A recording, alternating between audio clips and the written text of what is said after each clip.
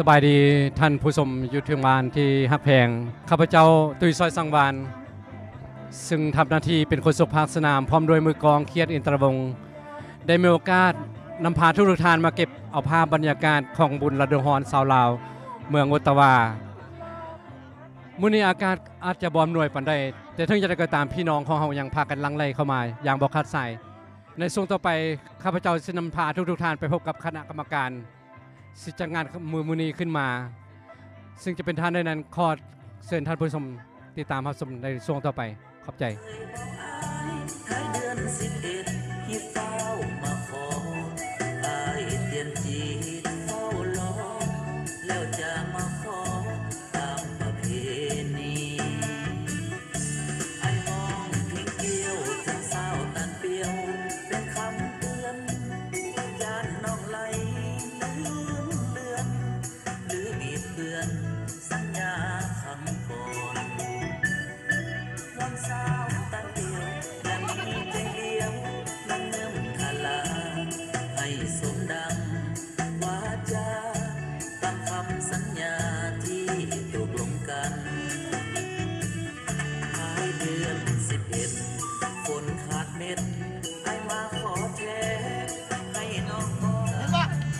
เขามาหัวได้ว่าไอ้แพนมีน้องสาวอ่ะ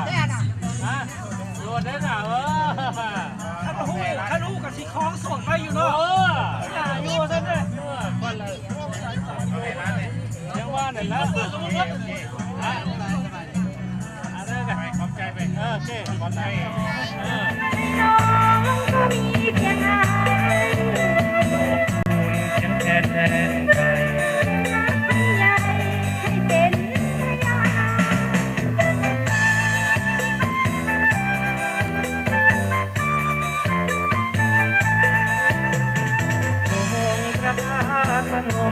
เราเคยเที่ยวชมไปกราบองค์ท่านเราหักวันนั้นตัวประตู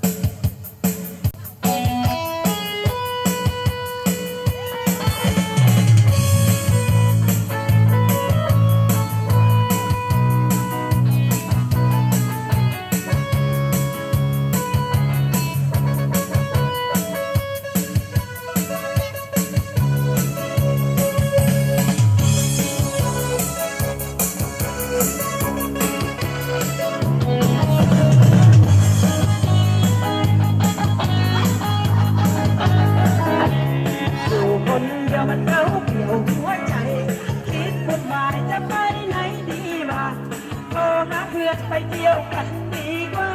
ไปลันลาตามภาษาคนโสดคนไหนมาจ้องจะขอเบอร์เราเพิ่งเจอไม่ให้เบอร์อย่าโกรธเล่นตัวก่อนอย่างอนนักขอโทษเดี๋ยวให้หมดทุกเบอร์เลยค่ะ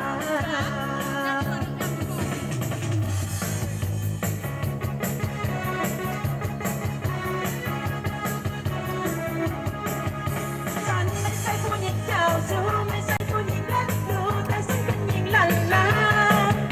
ฉันไม่ชอบความที่เหงาฉันชอบคุยชอบเมาเที่ยวให้ใจเลินลาตื่นกันบ้างมาเป็นบางเวลาอิสระแบบผู้หญิงลันลาถึงไม่เลิกไม่สวยปากตาฟ้าถึงเป็นแค่ผู้หญิงธรรมดาแต่น้องจะพาให้ไม่ถึงสบาย ที่หาโนลาพีพีหน้าเวทีละถึงไหนถึงกันใครมาแน่มาเต้นแข่งกับฉันคนทอดก็ปล่อยไปแล้วกันขอหนึ่งวันขอให้ฉันทันลาฉันไม่ใช่ผู้หญิงเจ้าชู้ไม่ใช่ผู้หญิงเล่นดูเป็นฉันเป็นหญิงลันลาฉันไม่ชอบความขี้เหงาฉันชอบคุยชอบเมาเที่ยงให้ใจเลิงลาตื่นกันบ้างละเป็นบางเวลาหยุดฝันเอาแบบผู้หญิงลันลาถึงไม่เลิศไม่สวยผ่านนางฟ้าถึงเป็นแค่ผู้หญิงธรรมดาแต่น้องจะพาให้ไปขึ้นสวรรค์ให้ขึ้นสวรรค์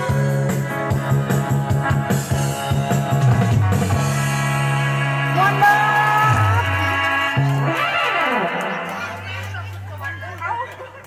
มื้อนี้ข้าพเจ้าตุยซอยสังวานก็ได้มีโอกาสได้มาพบกับคณะกรรมการบุญจัดงานบุญฤดูร้อนของชาวลาวโอตตาวาอยู่ทางข้างข้าพเจ้านี่กับ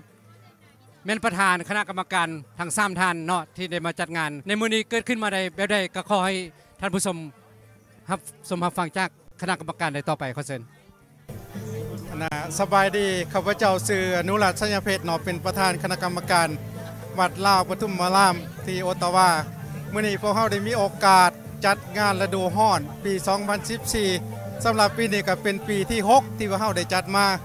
แต่ว่าปีนี้ก็มีซุ่มเย็นเพราะว่าฟ้าฝนก็ดีทั้งนี้เพราะฉะนั้นก็รู้สึกว่ามีพี่น้องชาวลาวหลายๆเขตได้มาร่วมเป็นต้นมาแต่มงงานบ่อตวลงโตบ่ก็เฮ็ดให้บรรยากาศนี่คึกคืนดีทั้งได้พบปะสังสรรค์กับพี่น้องหมดทุกท่านและทั้งได้ทำบุญนำอันนี้ ถึงว่าอากาศบ่อำนวย ทั้งว่าอากาศบ่อำนวย อากาศบ่อำนวย แต่ว่าพี่น้องชาวลาวเฮาหมดทุกคนได้เตรียมอกเตรียมใจมาซอยกันมาอุดหนุนกันเป็นการอุปถัมภ์คำสู่วัดมาศาสนาอันนี้ข้าพเจ้าก็ขอขอบใจได้หลายที่ว่าทุกท่านได้มาร่วมทุกท่านที่ได้ยินได้ฟังนี่ก็ถ้าว่าบ่ได้มาปีนี้ปีหน้าก็เชิญหมดทุกท่านมาร่วมสร้างบุญทางนั้นกัน ทุกๆปีอยู่แล้ว เฮาได้จัดกันมาทุกๆปีสำหรับฤดูร้อน เรื่องวัฒนธรรมลาวเฮาบ่เคยปะละลายไปทางใด เฮาบ่ได้ถิ่มได้ปะสิ่งที่ดีงามๆเฮาพยายามรักษาไว้เพื่อลูกเพื่อหลานอันนี้กับคณะกรรมการที่เฮา3-4ท่านนี่ก็มีความภูมิใจหลายที่คณะลาวทีวีเพิ่นได้มาสัมภาษณ์หรือว่ามาออกข่าวสารก็เป็นครั้งแรกของชาวโอตตาวาเนาะก็ขอขอบใจนังคณะลาวทีวีเป็นพิเศษอันนี้ขอขอบใจ ที่ผ่านไปก็คือประธานเนาะจัดงานในมื้อนี้ก็คือท่านนุรัตน์ต่อไปขอเชิญพบกับอีกท่านหนึงขอเชิญยะลุง สบายดีข้าพเจ้ากับคณะกรรมการบัดนี้กันปีนี้ก็ยุ่งยากทั้งด้านฝ่าฝนต้นน้ำตาบ่ให้ความร่วมมือเนาะก็ยากแต่ว่าคนลาวทุกคนก็ต่างคนต่างมาให้ความสนับสนุนอย่างเต็มที่เลยเพราะฉะนั้นข้าพเจ้าก็ดีอกดีใจที่สุดที่เห็นคนลาวเขาเต่าห่มกันแบบนี้นะ ถึงมาอยู่ต่างแดนเฮาก็ จะมันอยู่ต่างแดนเขาก็ยังบ่ได้ลดละเรื่องฮีดข้องประเพณีของเขายังนับถืออยู่คือเก่าฉะนั้นข้าพเจ้าก็ดีอกดีใจหลายที่คณะทีวีที่ได้มาสัมภาษณ์ในมื้อนี้ก็เป็นดีใจหลายที่สุดเข้าใจ ถ้าว่าท่านได้บ่ทันได้มาปีนี้ปีหน้าเพิ่นก็ยังมีอยู่ทุกๆปีว่าซั่นเนาะเพิ่นจัดกันต่อไปขอเชิญท่านพบกับอีกท่านหนึงก็คือท่านจำปีว่าซั่นเนาะ สบาย ายดีข้าพเจ้าจำปีสุวรรณวงศ์ก็เป็นอีกผู้หนึ่งที่เป็นคณะกรรมการอุปถัมภ์วัดลาวของเขาถึงว่าปีนี้ฝนฟ้าบ่อำนวยปีหน้ากันยังมีใหม่ที่สุดเลยเป็นอยากขอบใจประชาชนชาวลาวที่นี่ได้ให้ความให้ว่าไม่นุ่มมืออย่างเต็มที่ถึงว่าฝนฟ้าจะบ่อำนวยแต่ก็มาเต็มเดินเขามีพวงภูมิใจหลายขอบใจอันนี้แหละความฮักแพงของพี่น้องลาวเฮาถึงเฮามาอยู่ต่างแดนในเรื่องก็อย่างฮีตของประเพณีวัฒนธรรมลาวเฮานั้นยังคือเก่าท่านบ่ได้มาปีนี้หรือว่าท่านบ่ได้มามื้อนี้ร่วมงานมื้อนี้ท่านเข้าไปชมอยู่ในลาวทีวีแคนาดาเนาะ www.laotvcanada.com ท่านสามารถรับชมได้ทุกสิ่งทุกอย่างสำหรับงานมื้อนี้ขอขอบใจซ้ำท่านทุกขอขอบใจหลายๆ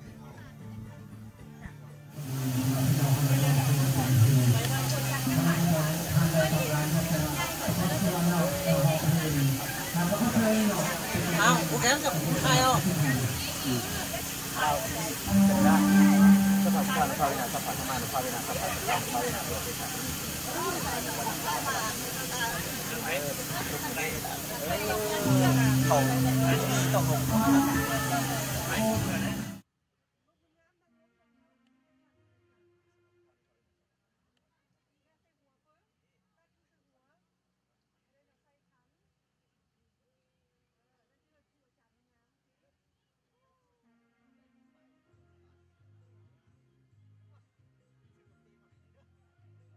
ข้าพเจ้าก็ได้มีโอกาสพบกับอาใหญ่ของเขาซึ่งเดินทางมาจากมงเรียนมาพบปะสังสรรค์หมู่คู่อยู่บนเฟสติวัลของพี่น้องลาวเขาอยู่ในเมืองโอตาวาก็คืออายุของเขาก็เซนว่าเพิ่นมาไปได้สบายดีเนาะอันนี้ก็แม่นยนต์มณีแสงมาจากมงตรานแล้วก็เมื่อนี้ก็มาบุญโอตาวาเฟสติวัลลาวก็มาทุกๆปีดอกแต่ว่าหากเมื่อนี้ก็บรรยากาศก็บ่อำนวยปานใดเพราะว่าฝนตกเนาะฝนอาจสิตกมื้อล่ะคันฝนบ่ตกก็สิว่าโอ้ม่วนอยู่ว่าซั่นต่อไปเพราะว่าพี่น้องเขาก็ยังพากันลังไล่มาเต็มที่ว่าซั่นต่อแม่นแหละถึงจังไดก็พี่น้องเฮาอ้อมแอมนี่หรือว่าต่างรัฐก็ใกล้เคียงอ้อมแอมโอตาวามงรานเกเบกโตรงโตก็มาเบิดแม่นแหละพี่น้องก็คนลาวเฮาก็ยังว่ารักษาที่ของประเพณีเฮาอยู่มาซอยถึงว่าเฮามาอยู่ต่างประเทศก็ยาเนาะแต่ว่าจิตใจของเฮาก็ยังนับถือศาสนาวัฒนธรรมเฮาไว้อยู่เฮาจังไดเฮามาอยู่บ้านเพิ่นเมืองทานเฮาก็ยังเป็นคนลาวอยู่คือเก่าก็บ่มีหยังนอกก็ขอขอบใจหลายที่ว่าให้มีโอกาสลาวทีวีได้ว่ามาสัมภาษณ์เนาะก็ขอขอบใจเด้ออันนี้ก็เป็นอีกภาคส่วนหนึ่งเพิ่นกำลังพันยอข้าวว่าซั่นขายไปได้เหนื่อยนี่โอ้4 อันต่อ5 ดอลโอ้ยคือมาทึกแท้ละนี่มีแต่เอื้อยผู้งามๆใจดีใจบุญได้นี่นะมื้อนี้เพิ่นสละเวลาอันมีค่าของเพิ่นมึดมาช่วยบุญวัดบุญว่ามื้อนี้แม่นฝนตกไปได้เอื้อยเฮาก็ยังมีความยิ้มแย้มแจ่มใสทำหน้าที่ช่วยวัดช่วยว่าเต็มที่ว่าซั่นเถาะเซิร์นเด้อเซิร์นมาโอ้ซื้อแกะคำเซิร์นเด้อเซิร์นมาอุดหนุนวัดลาวโอตาวาซอยแดซื้อกงทองตอนนี้ข้าพเจ้าตุยซอยสังวานก็ได้มีโอกาสมาพบกับแม่ค้าซึ่งหาเงินรายได้เข้าวัดเนาะช่วยวัดโอตาวามื้อนี้อันนี้เฉพาะภาพมื้อนี้นี่เพิ่นขายอาหารทุกสิ่งทุกอย่างเพื่อหาเงินรายได้เข้ามาประกอบส่วนช่วยวัดช่วยว่าว่าซั่นสบายดีเอ้ยสบายดีจะได้อาหารมื้อนี้มื้อนี้ขายดีจะเสียเทียบจะขายดีเสียเทียบฝนตกมีหลายอะไรเนี่ยมีน้ำดื่มมาทุกชนิดมีแหนมมีข้าวเหนียวมีแจ่วบักเลนมีมะทุกแนวเนาะมีเป็นอาหารลาวเฮามีตำมะฮุ่งบ่นี่ตำมะฮุ่งมีอยู่เต้นนั่นพุ่นเนาะมีทุกสิ่งทุกอย่างเวลามีข้าวเปียกมีหยังเวลาอันนี้เป็นเครื่องชาริตี้เป็นของประชาชนอยู่โอตาวานี่ออกมาโดเนทซอยกันรายได้ทั้งหมดเอาให้วัดหมดเลยเป็นวันรายได้ทั้งหมดบ่ได้หักค่าใช้จ่ายได้ทั้งสิ้นว่าซั่นรายได้ทั้งหมดมอบให้ค่าวัดให้วัดหมดเลยว่าซั่นโอเค สวัสดีทีหนึ่งกลับเข้ามาช่วงที่3เนาะของเราทีวีแคนาดาซึ่งรายการเราทีวีต่างแดนของเรากับเด็กนำพาทุกท่านเข้ามาร่วมงานบุญระดมฮอนลาวของพี่น้องลาวชาวออตตาวาของเรามื้อนี้ได้มีโอกาสมาพบกับครอบครัวสิริพงษ์พันธ์ก็คือท่านกอยแล้วก็ท่านเวทซองไอ้น้องเพิ่นมื้อนี้อ้ายใหญ่เพิ่นบ่ได้มามื้อนี้ก็คือบรเดชสิริพงษ์พันธ์เพิ่นบ่ได้อยู่มื้อนี้ก็อยากสัมภาษณ์เกี่ยวกับงานมื้อนี้